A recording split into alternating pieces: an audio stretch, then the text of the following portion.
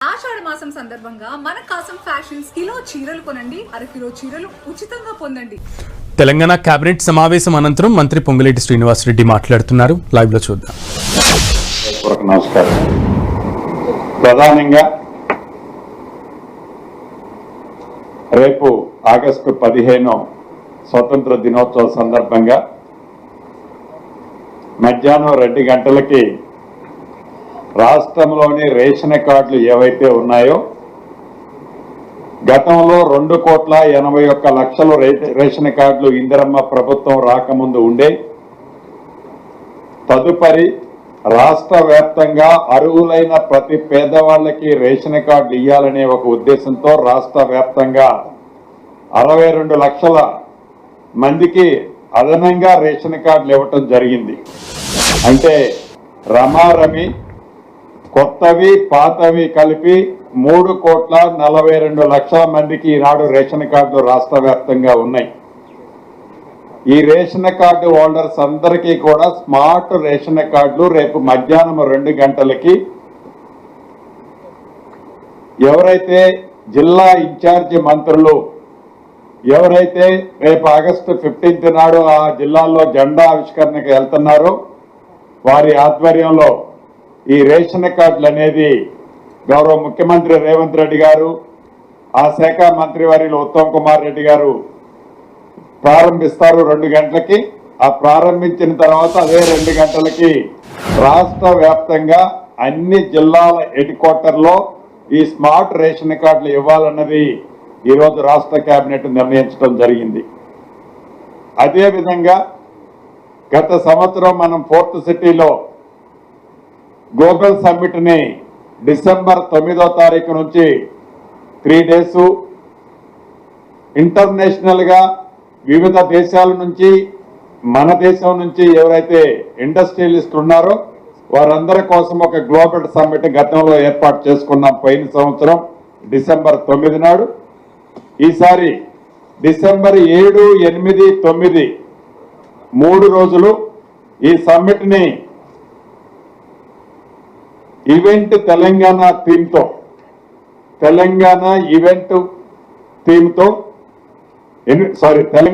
Investment థీమ్తో దీన్ని ఏర్పాటు చేయాలని రాష్ట్ర కేబినెట్ నిర్ణయించడం జరిగింది.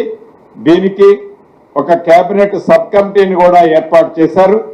దానికి చైర్పర్సన్ గా డిప్యూటీ సీఎం బట్టి విక్రమార్క గారు, ఐటీ మంత్రి శ్రీధర్ బాబు గారు, ఉత్తమ్ కుమార్ రెడ్డి గారు, వివేక్ వెంకటస్వామి గారు ఈ నలుగురితో ఈ కేబినెట్ సబ్ కమిటీని వేసి ఏవైతే ఇన్వెస్ట్మెంట్స్ ఉన్నాయో, ఏదైతే ఈనాడు భారతదేశం మెయిన్ ఫోకస్ ఏదైతే చేస్తుందో డిఫెన్స్ కానీ ఏరోస్పేస్ కానీ ఫార్మా రంగానికి సంబంధించిన ఈ 3 సెక్టార్ల మీద ప్రధానంగా ఫోకస్ చేసి ఇన్వెస్ట్మెంట్ ఏదైతే ఇలా హైదరాబాదు ఈ 3టికి ప్రధానంగా దేశంలో హబ్గా ఉంది. దీన్ని హైదరాబాద్ని మరింత ఈ ఇండస్ట్రియలిస్టులకి పాజిటివ్ గా ఉండే విధంగా కూడా డెఫినెట్ గా ఈ మీటింగ్ అనేది డిసెంబర్ 7, 8, 9 తారీఖులు 4th సిటీలో జరిగే కార్యక్రమంలో దీన్ని హైలైట్ చేసే విధంగా ఈ కేబినెట్ సబ్ కమిటీకి పూర్తి అధికారాలు ఇస్తూ ఈ కార్యక్రమాన్ని రాష్ట్ర ప్రభుత్వ పక్షాన పెద్ద ఎత్తుగా చేయడానికి రాష్ట్ర కేబినెట్ ఈరోజు నిర్ణయించడం జరిగింది. అదే రకంగా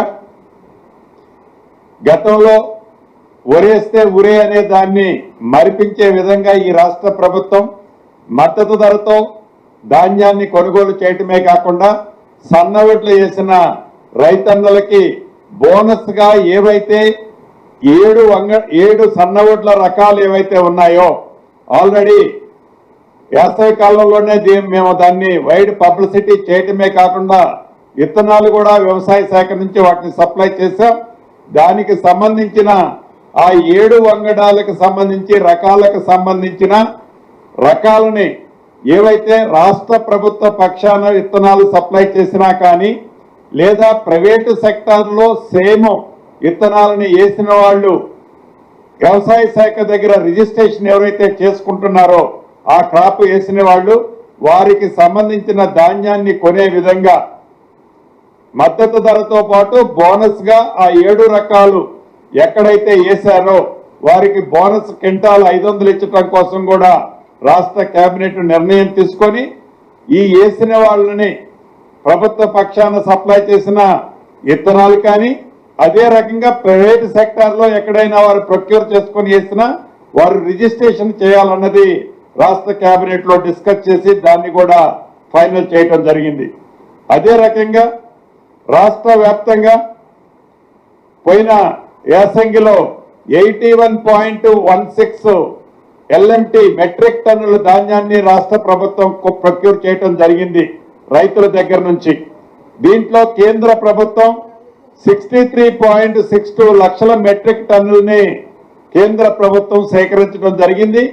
మిగిలిన 17.54 లాక్స్ ధాన్యం ఏదైతే ఉందో రాష్ట్ర ప్రభుత్వం దగ్గర, ఈ రాష్ట్ర ప్రభుత్వం దగ్గర ఉన్న 17.54 లాక్స్ మెట్రిక్ టన్నుల ధాన్యాన్ని ఈ వేలం ద్వారా పారదర్శకంగా ఏదైతే ఎంఎస్పి రేటు 2389 రూపాయలకు రాష్ట్ర ప్రభుత్వం కొందో దాన్ని బేసిక్ రేటుగా పెట్టి రాష్ట్ర ప్రభుత్వం దీన్ని ఈ వేలం ద్వారా ఆక్షన్ వేయాలని కేబినెట్ ఆమోదించడం జరిగింది.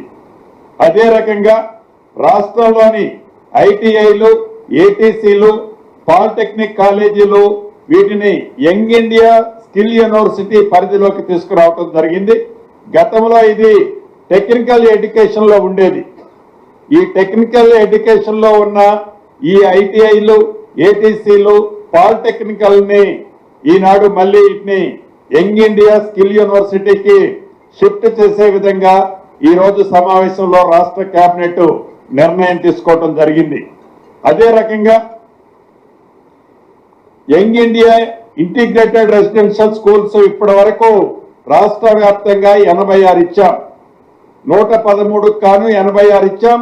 ఈ రోజు ఆదిలాబాద్, నిర్మల్, ముతోన్, బోధ్, సిర్పూర్, గజ్వేల్, దుబ్బాక ఈ 7 నియోజకవర్గాల్లో ప్రతిష్టాత్మకంగా విద్యకు పెద్దపీట వేసిన ఈ ప్రభుత్వం ప్రతి స్కూలుకి 200 కోట్ల పైగా సుమారు 3500 మంది పిల్లలు ఫెసిలిటీస్ ఫుల్ ఫ్లెడ్జ్ లో, అది టీచింగ్ లో సైడ్ కానీ వాళ్ళు రెసిడెన్షియల్ గా ఉండే హాస్టల్స్ కానీ అన్ని సెక్టార్లుగా ఫుల్ ఫ్లెడ్జ్ లో ఇంటిగ్రేటెడ్ స్థాయిలో ఏదైతే రాష్ట్ర వ్యాప్తంగా ప్రతి నియోజకవర్గానికి ఒకటి ఏర్పాటు చేసే దాంట్లో భాగంగా ఈ 7 ఈ రోజు ఈ కేబినెట్ లో ఆమోదం తెలపడం జరిగింది.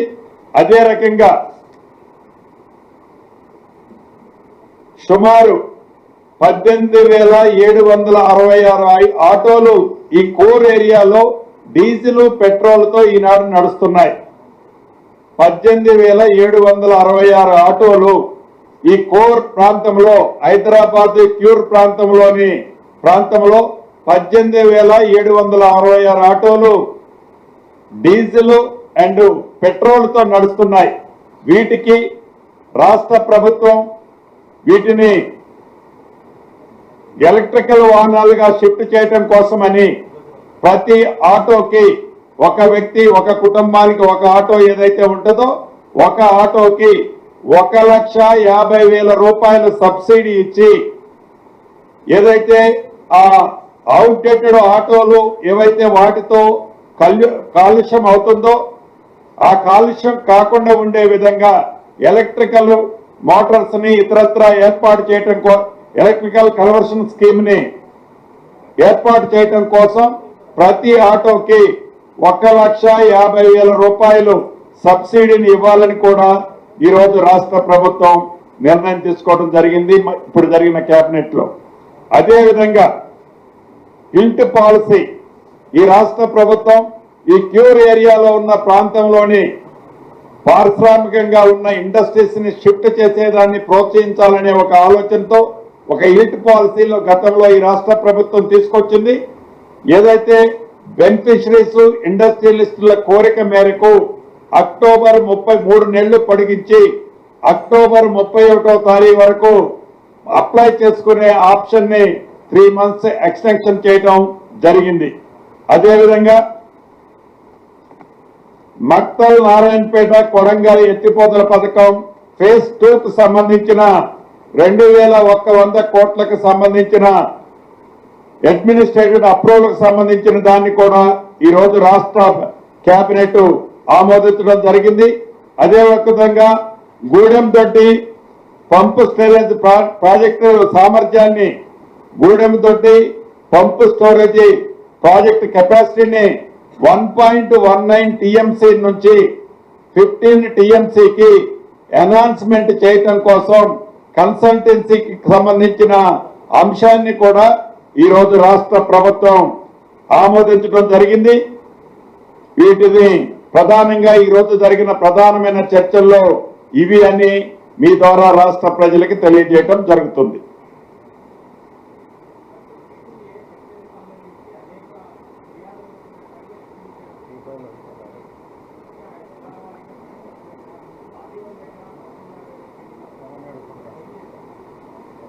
ఇది కేబినెట్ కి సంబంధించిన అంశం కాకపోయినా కూడా నిన్న ఏదైతే ఇందిరమ్మ టవర్స్ ఏర్పాటు చేసే కార్యక్రమంలో కూడా స్థానిక శాసనసభ్యులు ఒకళ్ళిద్దరు వారి ప్రాంతాల్లో ఉన్న అంశాన్ని, అదే రకంగా వివిధ ప్రాంతాల్లో మీరన్నట్లు జెన్యూన్ ఉన్నాయి, కొన్ని ఉన్నమాట వాస్తవం.